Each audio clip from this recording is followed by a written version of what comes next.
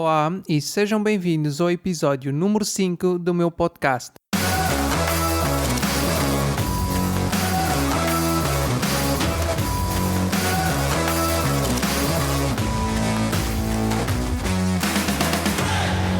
Diz-me uma coisa, achas que os ricos trabalham por dinheiro ou fazem com que o dinheiro trabalhe para eles? O emprego é, na verdade, uma solução de curto prazo para um problema de longo prazo. Quem o disse foi Robert Kiyosaki, autor de um dos, se não o livro de finanças pessoais mais vendido do mundo, o chamado Pai Rico, Pai Pobre. Por esta razão é que é necessário poupares uma parte do teu ordenado, como disse no primeiro episódio, porque no fundo não interessa quanto ganhas, mas sim com quanto ficas e o que fazes com esse dinheiro. É também por isso que, tal como disse no episódio 4, é essencial investir na tua educação. Sabes aquelas pessoas que dizem que o dinheiro não é importante? Quando alguém te disser isso, pergunta-lhe porque é que passa 8 horas por dia, um terço do seu dia, a trabalhar. Eu arrisco-me a dizer que é porque o dinheiro importa. Confesso que não deves ser obcecado por dinheiro e que não é só o dinheiro que importa, mas dizer que não é importante e descurar esta parte da vida possivelmente irá trazer-te dissabores a curto e a longo prazo. Uma forma de melhorares a tua situação financeira é através da compra de ativos em vez de comprares passivos. Mas sabes qual é que é a diferença entre estas duas coisas? Eu explico-te. Um ativo é algo que te põe dinheiro no bolso. Um passivo é algo que te retira dinheiro do bolso. É tão simples quanto isto. O problema é que muitas pessoas não sabem a diferença entre um ativo e um passivo e compram ativos que na realidade são passivos, pensando que estão a fazer grandes compras. O que é que eu quero dizer com isto? Vou-te falar do meu caso específico. A minha primeira grande aquisição foi o meu carro. Achas que esta compra se enquadra em que classe? Nos ativos ou nos passivos? Eu, felizmente, consegui juntar o dinheiro necessário para a compra do carro e não necessitei de fazer um crédito. No entanto, o meu carro necessita de gasolina, necessita de um seguro e necessita também de manutenção. Ao final do dia, mesmo sem ter feito um crédito para adquirir o carro, ele tem despesas e faz com que o dinheiro saia do meu bolso. E desta forma, o meu carro é um passivo. Se for olhar apenas ao ponto de vista financeiro, não foi uma grande compra. Agora, se olhar do ponto de vista prático, a conversa poderá ser diferente, mas não é esse o objetivo do episódio de hoje. Agora, se eu por acaso alugasse o meu carro, por exemplo, a alguém que trabalha no Uber Eats ou no Uber, e esse aluguer fosse capaz de cobrir as despesas fixas do carro e ainda meter algum dinheiro no meu bolso, então o meu carro passaria a ser um ativo e não um passivo. Outro exemplo bastante frequente é a compra de casa. A tua casa é um ativo ou é um passivo? Uma casa é um grande investimento e a maioria das pessoas necessita fazer um crédito para adquirir a sua casa. Nós, neste caso, somos como a maioria. Uma vez que não tiramos qualquer proveito financeiro da nossa casa, a nossa casa é um passivo e não um ativo, como muita gente pode pensar. Podes dizer-me que se não tivesse comprado a casa estava a pagar renda, o que é verdade. E no nosso caso, a renda que estávamos a pagar até era superior à prestação que pagamos agora ao banco. Mas a verdade é que todos os meses me está a sair dinheiro do bolso em vez de entrar. Se por acaso alugasse um quarto da minha casa, que é uma prática conhecida como house hacking, e o aluguer desse quarto fosse o suficiente para pagar a hipoteca e ainda sobrasse algum dinheiro, assim estava a tornar a minha casa num ativo.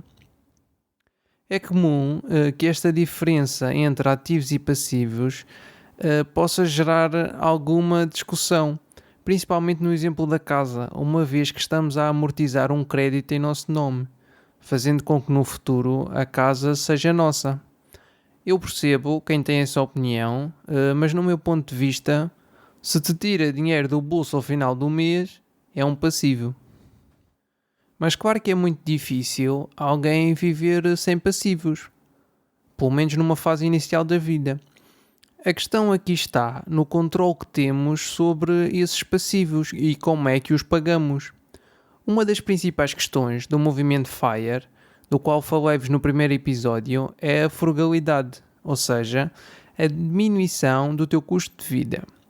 É habitual os fãs mais hardcore deste movimento que se vejam livres de coisas como o carro, a TV cabo, entre outras coisas que muitos de nós achamos imprescindíveis no nosso dia-a-dia.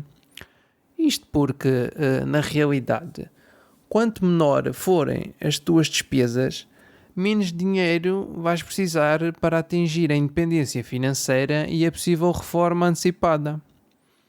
A verdade também é que é preciso uma mudança de mindset muito grande para sermos capazes de prescindir deste tipo de confortos e sermos felizes, porque muitos deles foram enraizados na nossa vida desde que nascemos.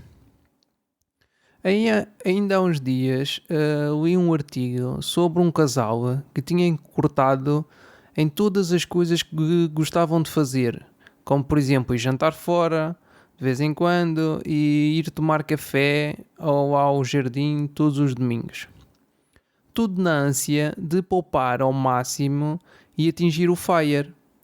O resultado foi que, embora tivessem conseguido atingir o FIRE, voltaram atrás, porque não eram felizes com o estilo de vida que tinham e preferiram voltar aos seus trabalhos e demorar mais um pouco a atingir a independência financeira. Eu identifico-me mais com este tipo de FIRE, que é conhecido por Fat FIRE, no sentido que o objetivo é atingir a independência financeira, mas não a custo de deixarmos de fazer as coisas que gostamos, sejam elas quais forem. E atenção que isto não é uma crítica a quem vive de uma forma extremamente frugal ou simples. O que importa é que cada um viva de uma forma que o deixe feliz. Mas voltando novamente à parte dos ativos e passivos. O ideal e o que acontece quando alguém atinge um FIRE é que os seus passivos são pagos não através do seu salário, como acontece connosco, o comum dos mortais, mas sim através dos seus ativos, ou seja, através dos seus investimentos. Como falei-vos no primeiro episódio, é preciso pouparmos uma parte dos nossos salários para investirmos em ativos e não ser pobres, entre aspas.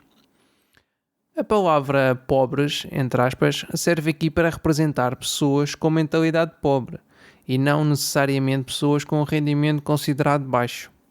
Isto porque uma pessoa pode ter formação avançada, pode ser um profissional de sucesso, mas não ser educada do ponto de vista financeiro, acabando por ser uma pessoa pobre ou uma pessoa com mentalidade pobre. Porque uma pessoa pobre, entre aspas, recebe o seu ordenado e gasta-o completamente nas suas despesas, como por exemplo a habitação, a comida, transporte e na compra de passivos, por exemplo acessórios de moda, roupa. E este tipo de pessoa acaba por nem poupar nem investir. No entanto, uma pessoa de classe média, entre aspas, mais uma vez, refiro-me aqui à mentalidade e não aos salários.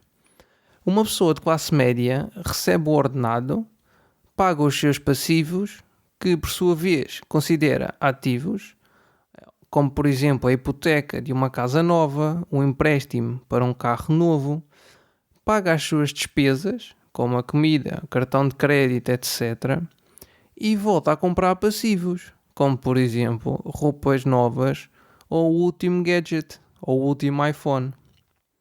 Isto porque este tipo de pessoas tem a tendência, em aumentar as suas despesas conforme aumenta o seu ordenado. Como também já falei, isto é muitas vezes chamado de rat race ou também chamado de lifestyle creep. Ou seja, as pessoas aumentam o seu estilo de vida conforme o seu salário. E as poupanças e os investimentos destas pessoas continuam a ser muito poucos ou nenhuns. Ou então os investimentos que existem são na compra de passivos, como uma casa maior ou um carro mais potente, perpetuando assim a corrida do rato e a dependência de um salário. Mas por outro lado, as pessoas com mentalidade rica, entre aspas, podem ou não ter um ordenado. A grande diferença é que têm fontes alternativas de rendimento, que são produzidas através dos seus ativos, sejam eles imóveis, arrendados, ações na bolsa, etc. E são através destes rendimentos que essas pessoas pagam os seus passivos e as suas despesas. E são ainda estas pessoas que vivem abaixo das suas possibilidades, poupando o máximo que puderem e investindo o restante. Porque só assim é que se consegue criar riqueza e deixar de vez a corrida do rato. Mas reparem que isto não são conceitos inventados por mim. Estes conceitos foram escritos por Robert Kiyosaki há mais de 20 anos e já ouvi várias entrevistas a pessoas que hoje são milionárias e que referem que este livro, O Pai Rico, o Pai Pobre, foi o livro que mais os marcou até o dia de hoje. E é por alguma razão que é o livro de finanças pessoais mais vendido de sempre.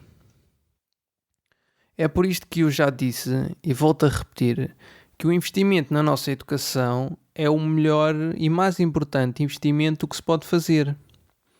Por isso, se ainda não fizeste, podes e deves meter mãos à obra. Como? Começa por registar as tuas despesas e definir um orçamento mensal com pelo menos 3 categorias: necessidades, diversão e poupança/investimentos. É muito importante que constituas o teu fundo de emergência. Enquanto o fazes, ou se já o fizeste, começa a pesquisar por formas de te educares financeiramente. Tens muito conteúdo disponível gratuitamente na internet.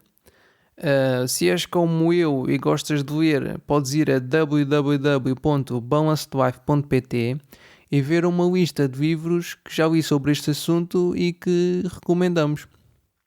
Uma boa hipótese para começar é o Pai Rico, o Pai Pobre, de que falo aqui neste episódio.